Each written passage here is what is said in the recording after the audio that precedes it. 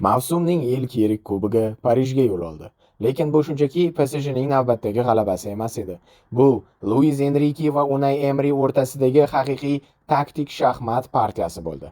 Ko'pchilik Aston Villani outsider deb hisoblagan edimi? Lekin Emery parijliklarning eng nozik nuqtai nazariga, yuqori himoya chizig'iga zarba berishni aniq rejalashtirgan edi va buning uddasidan chiqa oldi. Biz teng o'yinni ko'rdik. Bugun biz shunchaki gollarni emas, o'yinning xiyobon ortidagi taktik nuqtalarini, XG'da 1/85 ko'rsatkichining siri nimada ekanini hamda VAR qarori qanday qilib o'yin taqdirini hal qilganini eng mayda detallarigacha tahlil qilamiz. Agar futbolni chuqurroq tushunishni istasangiz, kanalga obuna bo'ling va biz boshladik. O'yin oldidan tarkiblarga nazar tashlasak, Luis Enrique o'zining sevimli 4-3-3 strukturasidan voz kechmadi. Darvozada Matvey Safonov, markaziy himoyada Beraldo hamda Marquinhos, qanotlarda esa Hakimi va Nuno Mendes joylashdi. Yarim himoyada Vitinha, Joao Neves va Zoyer Emery trio hosil qilgan bo'lsa, hujum chizig'ida Kvaratskhelia, Desire Doué harakat qildi va nominal hujumda bitta yosh bolani o'ynatdi. Enrikening asosiy maqsadi to'pni 60% dan ko'proq ushlab turish va qanotlar orqali raqib blokini yorib o'tish edi, chunki nominal hujumda Usmon Dembele yo'q edi. Shu sababdan ular hujumni markazdan tashkil etmadilar, asosan qanotdan o'ynadilar. Buni o'yinni ko'rgan barcha tushunib yetdi. Unai Emery esa 4-4-2, ba'zan to'psiz holatda 4-5-1 blokini tanladi. Maqsad sodda: o'rta blokda masofani zich ushlash, PSG markaziy yarim himoyachilariga bo'shliq bermaslik va tezkor qarshi hujumda Brian Majoning tezligidan foydalanish bo'ldi. O'yin kutilganidek PSJning to'liq nazorati ostida boshlandi.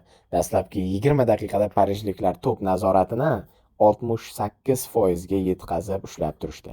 Luis Enrique o'ng qanotda Hakimini yuqoriga chiqarib, raqib himoyasini o'ngga surilishga majbur qildi va qarama-qarshi qanotda Xvicha Kvaratskhelia uchun birga bir vaziyatlarni yaratib berdi. 19-daqiqada Vitinyadan qabul qilingan diagonal uzatmadan so'ng Xvicha chap qanotda Aston Villa o'ng qanot himoyachisini aldab o'tib, markazga surildi hamda uzoq burchakni aniq nishonga oldi. Bu shunchaki individual mahorat emas, Enrikening raqib himoya chizig'ini kengaytirish bo'yicha rejalashtirgan taktikasi mahsuli, azizlar. Futbolda hech narsa o'zidan o'zi yuzaga kelib qolmaydi. Hattoki avtogolda ham raqibning mehnati yotadi. Xullas, 30-daqiqadan so'ng Aston Villa o'yinga moslashdi. Emery yarim himoyachilariga markazni yopishni va PSG himoyachilari to'p bilan oldinga chiqqanda intensiv pressing qilishni buyurdi.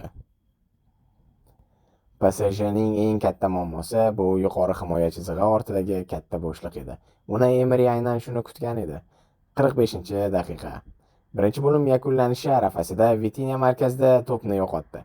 John McGinn to'pni egallagan zahoti birgina vertikal uzatma bilan PSG himoya chizig'ini yorib o'tdi.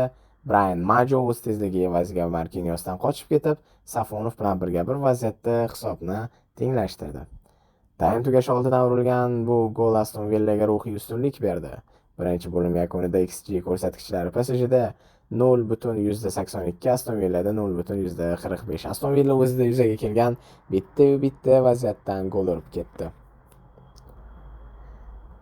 Ikkinchi bo'limda Enrique jamoasiga tezlikni oshirishni va to'pni yo'qotgan zahoti qayta counter pressing qilishni buyurdi. Bu Villa yarim himoyasini to'liq charchatdi. 61-daqiqa, hisob 2-1. Jarima maydoni ichidagi tartibsizlikdan so'ng Desire Doué to'pni darvozaga joylab qo'ydi. Dastlab yon hakam bayroqchani ko'tarib ofsayd qayd etdi, lekin VAR aralashuvidan so'ng Pau Torresning oyog'i Douéni o'yindan tashqari holatdan chiqarib turgani ma'lum bo'ldi hamda gol inobatga olindi. Himoyachi orqaga qochib ketishni birozgina keyinroq amalga oshirdi.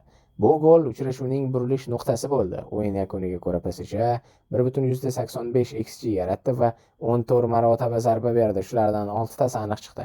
Villa esa ikkinchi bo'limda bor yo'g'i 2 marta zarba bera oldi xolos. O'yinning eng yaxshi futbolchilariga to'xtalsak, albatta birinchi o'rinda shubhasiz Desire Douéni e'tirof etish kerak, chunki u SofaScore portalida 8.4 ballga loyiq ko'rildi. Bitta gol berdi, 4 ta zarba yo'lladi, 3 ta kalit pas va o'yin taqdirini hal qilgan harakatlarni amalga oshirdi.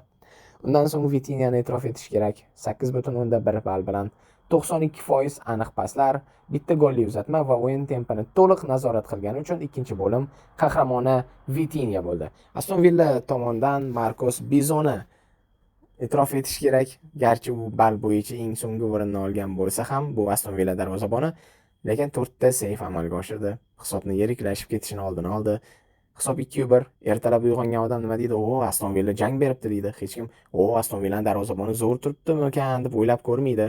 Agar mana shu darvozabon 4 ta yo'llangan zarbani loaqal bittasini qo'yib yuborganida, hisob 3-1 ga yetardi va PSG yaqqol farq bilan yutibdi-da degan fikr futbolni ko'rmaganlarda paydo bo'lishi mumkin edi.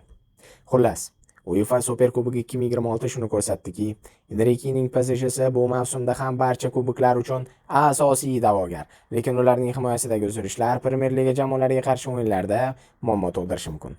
Sizningcha bu mavsumda PSG Chempionlar Ligasidagi unvonini saqlab qola oladimi? Real Madridning natijasini, ya'ni ketma-ket 3 karra Yevropa Chempionlar Ligasi g'olibligini qo'lga kirita oladimi? Yoki Aston Villa Yevropada yana bir bor shov-shuv ko'tara oladimi? O'z fikringizni izohlarda yozib qoldiring. Videoga like bosing, kanalga obuna bo'ling. Keyingi taktik tahlillarda ko'rishguncha.